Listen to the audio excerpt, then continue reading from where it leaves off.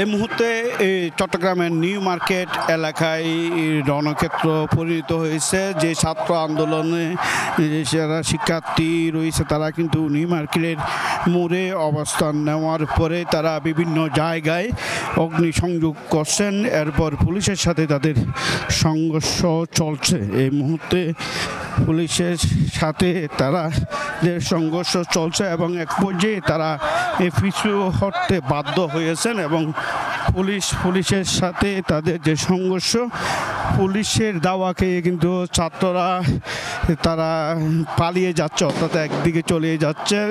কিছুক্ষণ পর মোহর গ্রেনেড, এই সাউন্ড গ্রেনেড বিস্ফোরিত হচ্ছে এবং এই পুলিশ সামনের দিকে এগিয়ে যাচ্ছে, ছাত্ররা কিন্তু পিছনের দিকে যাচ্ছে। অর্থাৎ নিউ মার্কেটের মোড় থেকে এই মুহূর্তে তারা এই তিন ফুলের মাথা, অর্থাৎ নিউ মার্কেট পার হয়ে তারা তিন ফুলের মাথা পর্যন্ত চলে আসছে এবং তাদের পুলিশের সাথে কিন্তু ছাত্রলীগ, যুবলীগ, আওয়ামী লীগের নেতাকর্মীরাও রয়েছে।